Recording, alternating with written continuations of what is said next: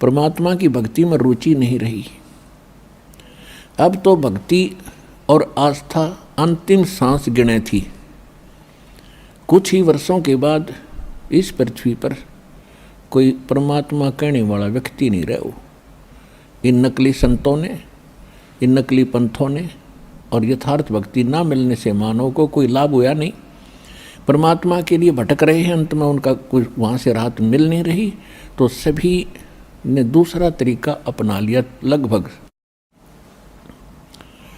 Tension परमात्मा से दूर होती है। जब कर्म संस्कार बुरा खत्म हो जाएगा, टेंशन खत्म होगी, चाहे किसी प्रकार की है, रोग की है या अन्य कोई और कहानी है, कोई कारण है या कर्ज है, तो जब तक वो परमात्मा मिलेगा नहीं तो वो कर्म नहीं कटे।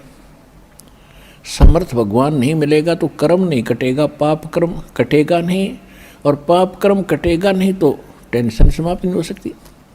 तो वो ना साधना मिली, ना भगवान मिला हमारे को, ना कोई सा संत मिला कि उस ज्ञान को बतावे और हमारे इन पापों का नाश करावे। और जो महापुरुष जिस समय वो महापुरुष हुए हैं, जिनको भगवान मिले, उन्होंने यही ज्ञान बताया जो दास आपको आज बता रहा है, और परमेश्वर ने यही ज्ञान बताया। लेकिन उस समय हम नहीं समझे उन महापुरुषों की वाणी को, उनके ज्ञान को, क्योंकि हम शिक्षित नहीं थे। परमात्मा आपको शिक्षित करना नहीं चाहता था। सतयुग से लेकर और कलयुग के 50 वर्ष से पहले तक, आज से कोई शिक्षित नहीं था, क्योंकि इस शिक्षा ने हमें अभिमानी और बेईमान बना दिया। हम अपनी टेंशन समाप्त करने के लिए जो भगवान से राहत मिली नहीं, तो हमने, किसी ने तो शराब पीनी शुरू कर दी, किसी ने धनी बनने के लिए रिश्वत लेनी शुरू कर दी, ये दूना पाप इकट्ठा कर दिया। तो जिस कारण से परमात्मा ने आपको शिक्षित बनाना पड़ा, क्योंकि इसके अतिरिक्त कोई विकल्प नहीं था आप तक अपना संदेश भगवान पहुंचा सके। ऐसी विज्ञान मालिक ने दी है ना। ये मनुष्य यही था 43,20,000 वर्ष है, 4 युगों में, और 3 युग डालिए,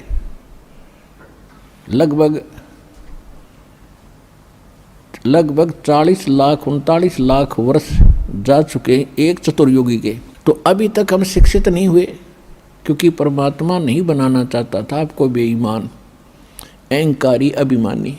और ना उससे पहले कोई इसी विज्ञान बना सका जो आज बन रहे हैं। कंप्यूटर हैं, इंटरनेट सिस्टम बना दिया, मोबाइल बनवा दिया अपने बच्चों के लिए। अब ये 10 वर्ष से उरे उरे ढूंढा ठाया परमात्मा ने। ये गॉड गिवन बुद्धि है या किसी मनुष्य की खोज नहीं है। और परमात्मा ने इसलिए दिया कि सब बच्चे मेरे इस ज्ञान को रह रह कर देखेंगे, प्रमाणों को मिलाएंगे, और फिर चलते फिरते काम करते करते मेरी महिमा सुना करेंगे। क्योंकि हम बिजी घने हो गए, बहुत हम व्यस्त हो गए। काम तो बहुत कम हो गया, क्योंकि मशीन से सब काम हो रहा है, और फिर भी हम व्यस्त इतने हैं, समय नहीं किसी के पास भगवान की 2 घड़ी भक्ति करने का। इस विज्ञान ने चक्कर काट दिया, इस माया की हवस बढ़ गई हमारे अंदर। तो इस ज्ञान से इस माया के जोड़ने की हवस कम होगी और भक्ति की हवस जागेगी, और तब ये आत्मा परमात्मा की भक्ति में दृढ़ता से लगेगी। तो उसके लिए भगवान ने ये समय सेलेक्ट किया, और वो सच्चा ज्ञान, सच्ची भक्ति, यथार्थ भक्ति विधि आज इस दास को उपलब्ध कराई। और साथ के साथ अभी सन 1994 में दास को आदेश हुआ था दीक्षा देने का। अब उसके तुरंत बाद ही 5-7 वर्षों के बाद ही ये टीवी चैनल बन गए और इनकी बाढ़ सी आ गई। तो काल ने अपना दाव खेला कि इन सभी टीवी चैनलों पर अपने दूतों से नकली ज्ञान प्रचार करना शुरू करवा दिया।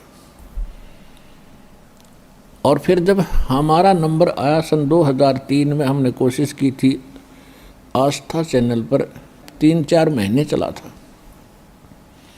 यदि उस समय ये ज्ञान 6 महीने और चल जाता, सारी उथल पुथल हो जाती, सारा विश्व जाग जाता। तो इन नकली संतों को, इन नकली आचार्यों और शंकराचार्यों को चिंता बन गई कि अगर ये ज्ञान जनता तक पहुंच गया तुम्हारी छुट्टी।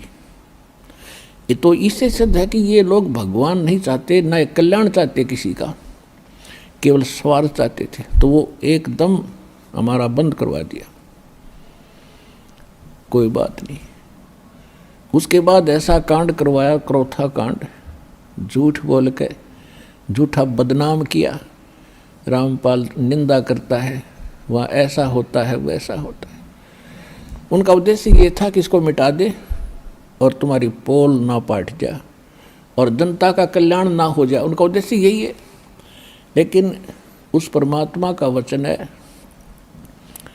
कि ये ज्ञान पूरे विश्व में जाएगा, सारा संसार भक्ति करेगा। परमात्मा के बच्चे हैं। जो हमारा विरोध कर रहे हैं वो भी भगवान के ही बच्चे हैं, वो परमात्मा के बच्चे हैं। लेकिन इस काल उनका दुरुपयोग कर रहा है, उनके कर्म बिगाड़ रहा है। तो परमात्मा ने दया करी है। अब देखो, पहले से भी 1000 गुना बढ़ गया हमारी संगत भी, हमारा प्रचार भी। तो ये परमात्मा का चलाया मार्ग है। उसके एक वचन से सारे ब्रह्मांड बन गए और अपने स्थान पर घूम रहे। इनको रोक के दिखाओ वैज्ञानिक। इसी प्रकार ये परमात्मा का वचन है। उसके वचन से ये ज्ञान पूरे विश्व में जाएगा और 2 दिन आगे पीछे सबको मानना पड़ेगा, क्योंकि बहुत दिन देख लिए परमात्मा ने अपने बच्चों को तड़फते भुगतते। 3 युग दे दिए काल को और कितना संतोष किया मालिक ने। किसी का बालक दुखी हो, माता पिता को चैन नहीं होती। अब उनको मालूम था ये दुखी हैं। सतयुग त्रेता द्वापर में भी दुखी थे, लेकिन इतने नहीं थे जितने कलयुग में हो गए। तो इस कलयुग में यहाँ तक आना था आपको लेकर के, और अब आपको वो ज्ञान देना है। अपनी शरण में पूरे विश्व को मालिक ने लेना है और आपका कल्याण होगा, पूरे विश्व का कल्याण होगा। ये परमात्मा का वचन है। अब विश्व में कोई जीव सुखी नहीं है आज के दिन, और जो साधना वो करते थे वो भी फेल हो ली, क्योंकि वो करते करते दुख आ गया आप पे, तो वो साधना ठीक नहीं। भगवान की भक्ति से दुखी व्यक्ति सुखी होता है, और करते करते दुख हो रहे, कैर टूट गए, तो वो भक्ति नहीं है, साधना नहीं है, और वो भगवान नहीं है जिसकी आप साधना करते थे। तो अब परमात्मा ने वो रजा बख्शी है कि यथार्थ ज्ञान इस दास को दिया है। और सन 1994 से लेकर आज तक लगभग 20 वर्ष हो गए हैं। तो यही ज्ञान प्रारंभ से दास कहता आ रहा है, और सन 2000 के बाद सदग्रंथों को देखा है दास ने 2001 में। तो उस समय सदग्रंथों में देखा तो जो ज्ञान पहले दास बताता आ रहा था और जो मंत्र नाम पहले से दे रहा था, वो इन सदग्रंथों में जो के तो मिले। तो और उमंग और खुशी का ठिकाना नहीं रहा कि परमात्मा इन सदग्रंथों से अगर आपका ज्ञान मेल खा गया तो आपके बच्चे आपको पहचान सकेंगे। अन्यथा यदि हम ज्ञान सुनाते रहेंगे कबीर साहिब की केवल वाणी लेकर के या इन महापुरुषों की वाणी लेकर के, ये भगत आपको दृढ़ता से नहीं मान पाओगे।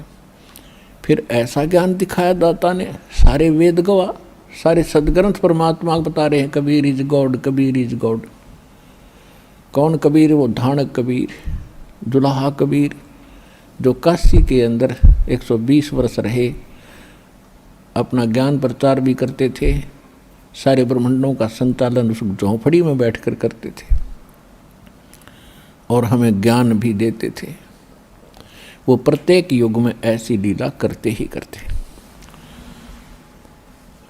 तो अब परमात्मा ने इस काल से कहा था प्रथम सतयुग के अंदर जब परमेश्वर ने देखा कि सब जीव दुखी हो गए, हाहाकार मचा है, हम जब से इसके काल के लोक में आए हैं, हम उस सुख को भूल नहीं पा रहे जो हम छोड़ कर आए थे। लेकिन हमें वो पता नहीं वो है कहाँ। इसने इतनी भूल डाल दी कि वो है कहाँ। वो सुख हम यही खोज रहे हैं, इस नमक की बोरी में, इस नमक की मंडी में हम बूरा का टेस्ट खोज रहे हैं। और बूरा और नमक की एक जैसी शक्ल होती है, देखने में एक जैसा होता है, लेकिन उसके टेस्ट में दिन और रात का अंतर होता है। तो ये काल भी भगवान है यहाँ का। यहाँ की व्यवस्था हम देखते हैं, जैसे दिन रात बन रहे हैं, शीतल हवा चल रही है, फलदार वृक्ष हैं और ज़मीन में पानी, बड़ा सुंदर जल है, मीठा है। ये सुविधाएं देखते हैं हम तो हमें लगता है कि ये बिल्कुल भगवान है जिसने हमारी इतनी चिंता है, कितने अच्छे फल फ्रूट दे रखे हैं, अपने आप उगे हैं ये। तो ये है नमक की बोरी का टेस्ट, यहाँ की जो सुख हमें दिखाई देती है। और जब हम सतलोक के उस व्यवस्था को देखेंगे, वहाँ के सब फल और उनकी टेस्ट को देखेंगे, तो ये नमक जैसा लगेगा हमारे को। तो ये सुख वहाँ है जिसको हम खोज रहे हैं। दूसरा सुख वहाँ क्या है? वहाँ जरा और मरण नहीं है। जरा माने वृद्धावस्था और मरण मीन मृत्यु। वहाँ जन्म और मृत्यु, बुढ़ापा और मृत्यु नहीं है। एक बार जन्म अवश्य होगा वहाँ जा कर के आपका, यानी जैसे यहाँ हुआ है ऐसे वहाँ भी होगा, और फिर आपका परिवार बनता चला जाएगा। अब जैसे कैसे अच्छे लगते हैं माता पिता, भाई बहन, रिलेटिव, नाती पोते पोती, दोता दोती, और कितने अच्छे लगते हैं, कितना प्यार है आपका। और फिर आप इनमें नहीं रह सकते, और ये भी कभी आपको छोड़ सकते हैं। काल का ना जाने कब किस पर अटैक हो जा, फिर हम रोते हैं, टक्कर मारते हैं। इतनी प्यारी वस्तु फिर दोबारा देखने को नहीं मिलती, और फिर उनको रोते रोते हम भी मर जाते हैं कभी। तो ये जो दुख है, ये आपको उसकी सतलोक के सुख को दृढ़ करेगा, और यहाँ से मन हटेगा। और इसका तरीका बताया है कि आप अपने सभी रिश्तेदारों को, और नहीं तो कम से कम अपने पूरे परिवार को परमात्मा की भक्ति में लगा दो। यहाँ तो एक बार सबने जाना है, ये तो अंडरस्टूड है, ये तो ना भी मानने वाली बात ना है कि हम नहीं मरेंगे। ये दूसरी बात है, भी नहीं मरेंगे पर कभी तो मरेंगे। तो ये स्थान अपना नहीं है। आज जिस संपत्ति को हम अपना मान रहे, हमारी मृत्यु होगी तो दोबारा उसमें हिस्सा हमारा नहीं है। ना जाने कौन से कंट्री में जाकर हमारा जन्म होगा। तो ये यहाँ की वस्तु अपनी कोई नहीं है, ये अस्थायी, ये आपका सटे है, अस्थायी निवास है। और इसको आप स्थायी बनाने की कुचेष्टा करते करते युग बीत गए, असंख्य युग बीत गए। मरते हैं, फिर सोचते हैं कोठी बनाएंगे, बंगले बनाएंगे, ठाठ से रहेंगे, इतने मृत्यु हो जाती है। ये हमारी भूल ही है, बाकी फिर उसी स्पीड से लगे हुए। तो यहाँ से हटने के लिए इस ज्ञान को आश्रय बनाना पड़ेगा, अपने आधार बनाना पड़ेगा। और उसके बाद फिर इस भक्ति करो। जब तक आप रहोगे, भक्ति करोगे, तो आपके जो प्रिय सदस्य हैं परिवार के, उनकी भी सुरक्षा भगवान करेगा। जब तक यहाँ रहोगे तब तक दुख दूर हुआ, और जाओगे जब आराम से जाओगे, भक्ति करने वाले की मृत्यु ऐसे होगी कि आपको पता भी नहीं लगेगा। ऐसे जाओगे पटदेसी, और आप बैठे पाओगे सतलोक में, परमात्मा के साथ घूम रहे होगे। एक भक्तिहीन प्राणी और दूसरी भक्ति करने वाला भुगत कर मरता है, तड़फ कर मरता है, या कोई अचानक हार्ट अटैक होकर मर जाता है, तो शोक में नहीं है। उसके यम के दूत दिखाई देते हैं, वो एकदम फटते शरीर छोड़कर भाग जाता है और उसको हार्ट अटैक कह देता है। गति तो बंद होएगी जब जीव निकल गया उसके अंदर से, तो फिर उसकी दुर्गति और घनी होती है आगे चल के। लेकिन परमात्मा के भक्तों का वो संकट भी टलेगा, आपके बच्चे भी सुखी रहेंगे, आपका परिवार यहाँ भी पीड़ा से बचेगा, लेकिन भक्ति करनी पड़ेगी और मर्यादा में रहना पड़ेगा। फिर आप सतलोक जाओगे। सब बच्चे भक्ति करने वाले धीरे धीरे सारे वहीं, क्योंकि वो ज्ञान ऐसा घर कर जाएगा प्रत्येक प्राणी के, बच्चे के, प्रत्येक सदस्य के, कि यहाँ तो अपना है ही नहीं। और एक ध्यान रखे, कोई प्राणी मर रहा हो सदस्य घर का, यानी शरीर छोड़ रहा हो भक्त, उसको याद दिलावे कि यहाँ संसार की इस किसी भी वस्तु में आस्था मत रखिए, नहीं तो लटक जाएगा फिर वापस। गुरुजी ने जो ज्ञान बताया है वहाँ सतलोक है, वहाँ सुरती लगा, आप भी चलो और हम भी आ रहे हैं, फिर हम कौन से सदा रहेंगे। तो उस समय उसका यहाँ से मन हटावे। अब पहले क्या करते थे, जब वो मरने लगता उसे पूछते तुझे कौन याद आता है, वो कभी कहता मुझे फलाना पोता याद आता, उसके दर्शन करा दो फिर मरूंगा। वो पोते ने बुला लेते हैं, फिर वो मर जाता है। यानी वो आस्था फिर वहीं रहेगी, वापस वहीं आकर उस पोते का मनमाना भैंस बन कर खड़ा हो जा, या कुत्ता बन कर गली में आकर बैठ जाएगा उस पोते के, और पोता मारेगा सिर में लठ फिर। तो ये बात आपने याद रखनी पड़ेगी। ठीक है, जब तक आपका संस्कार है प्यार से रहो, और इनको भी भगवान के बच्चे जानकर उनकी सेवा करो, अच्छा मार्गदर्शन करो, प्यार से रखो, बुराइयों से बचाओ और भक्ति पर लगाओ। ये आपका परम कर्तव्य बनता है। अब जो प्रसंग चल रहा है कि काल भगवान ने परमात्मा से एक वचन लिया था। परमात्मा ने जब देखा कि यहाँ जीव घने दुखी हो गए, किसी की टांग कट रही है, किसी की माँ मर गई, किसी का पिता मर गया, कोई किसी कष्ट से दुखी है, कोई किसी कष्ट से दुखी है, कोई गधा बन गया, कोई कुत्ता बना दिया। ये परमात्मा को आपकी जो पुकार वहाँ मालिक के चरणों में पहुँची, हाहाकार मची। अब जैसे हम भी, जैसे श्री विष्णु जी के पुजारी था ये दास, श्री कृष्ण राम का और हनुमान जी का, और फिर भी लास्ट में न्यू कहा करते, कोई आपत्ति आ जाती, हे सच्चे भगवान, हे सच्चे मालिक। यानी इनसे हटकर वृत्ति कहीं और जाती थी सच्चे मालिक पर। हम उसको अब पता चला, ये सत साहिब जिसे कहते हैं यही है वो सच्चा मालिक, यानी रियल गॉड, वास्तव में परमात्मा। अब पता चला वो सच्चा मालिक कौन है, और वही सब दुख निवारण करने वाला है। तो उस सच्चे मालिक ने हमारी पुकार सुनी।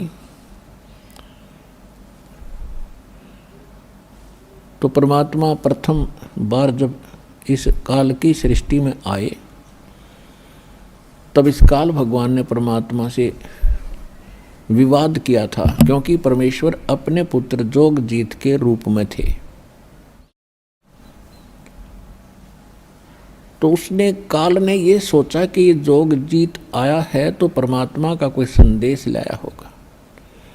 ये यहाँ का जो भगवान है परमेश्वर से बहुत डरता है, कबीर भगवान से, उस सच्चे मालिक से। जैसे गरीबदास साहिब जी ने अपनी वाणी में कहा है कि काल डरे करतार से, जय जय जय जगदीश, और जोरा जोड़ी झाड़ता पग रद डारे शीस। तो ये उस परमात्मा से बहुत डरता है। अब उसको ये पता लगा कि जोगजीत मेरे लोक में आया है तो कोई बात विशेष है। तो उसने पहले कारण पूछा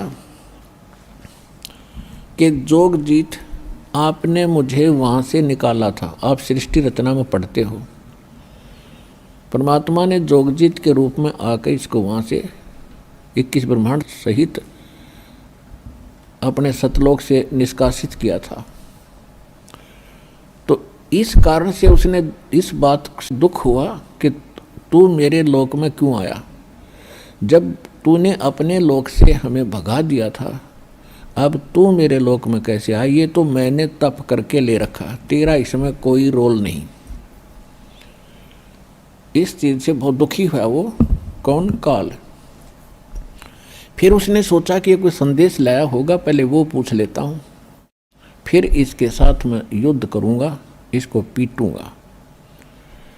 तो परमात्मा जोगजीत रूप में खड़े थे, उन्होंने कहा कि सुन ले काल, परमात्मा का संदेश सुन ले तू।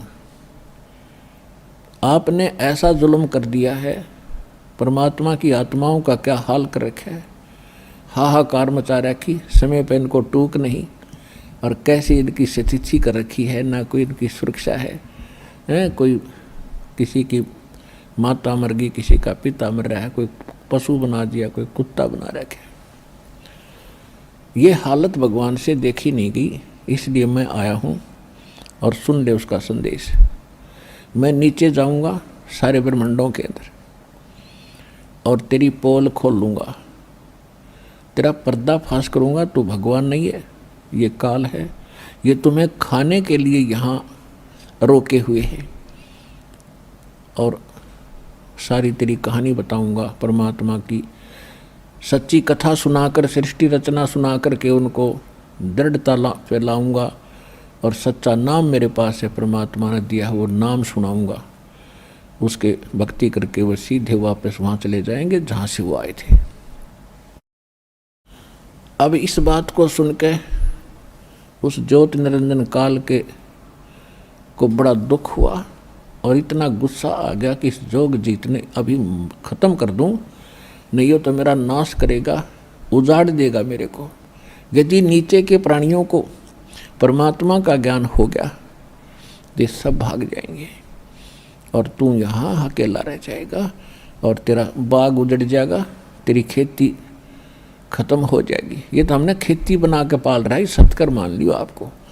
ये कोई दास की अपनी मन गढ़ंत कहानी नहीं है, ये गॉड गिवन स्पिरिचुअल नॉलेज है।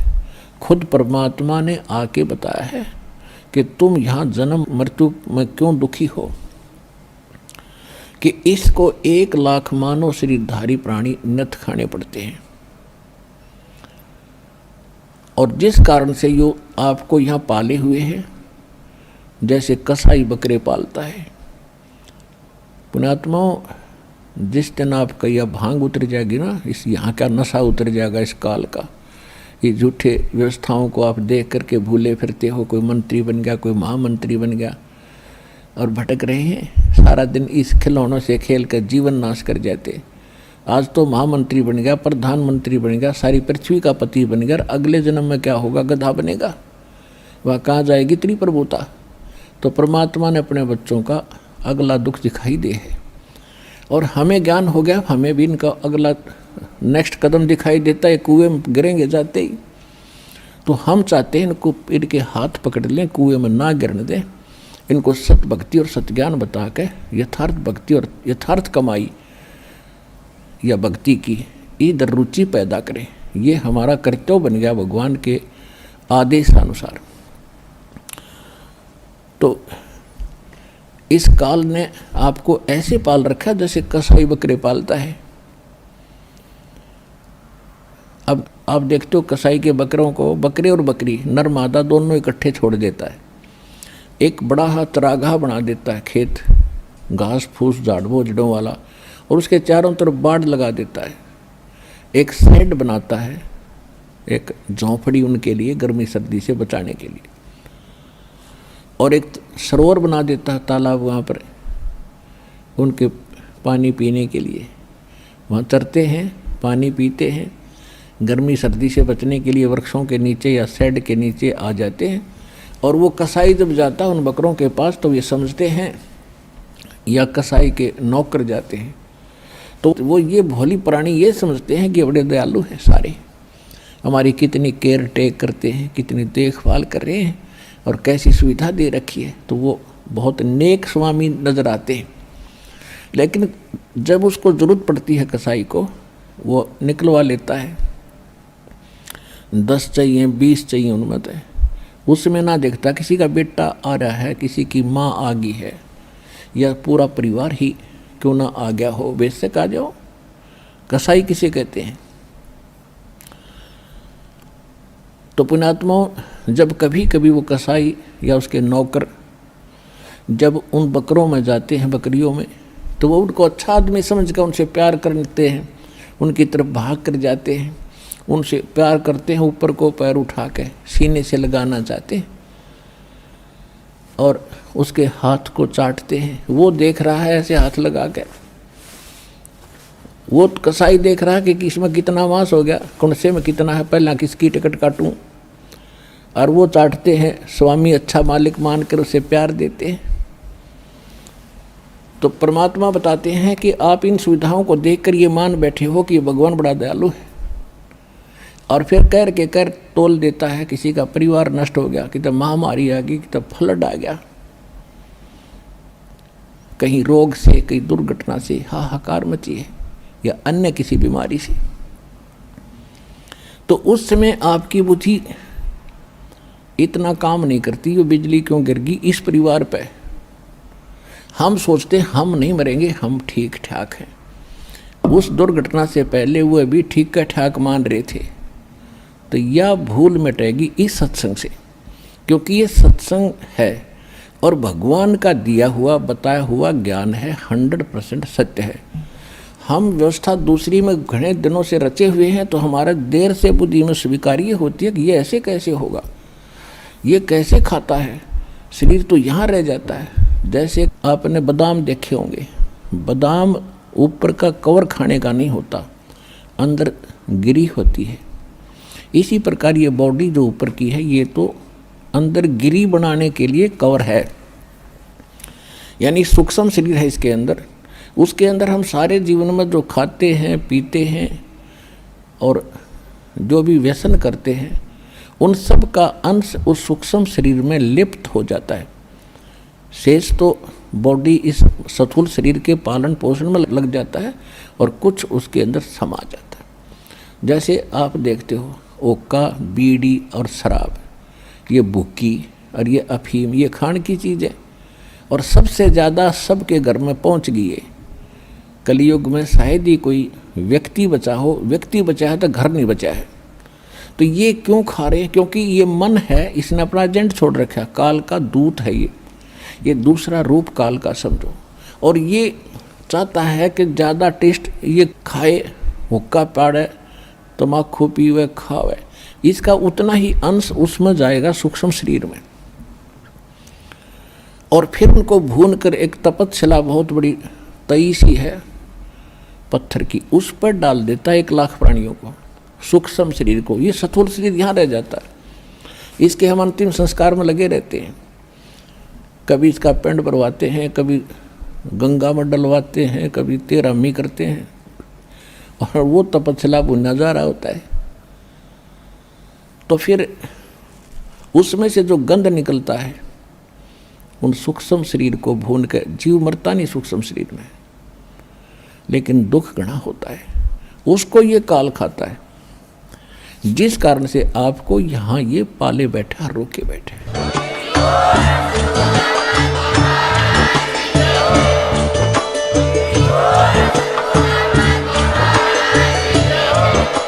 अगर आप ये वीडियो YouTube पर देख रहे हैं तो हमारे चैनल को सब्सक्राइब करें और बेल आइकन को दबाना ना भूलें। अगर आप Facebook पर ये वीडियो देख रहे हैं तो हमारे पेज को लाइक करें।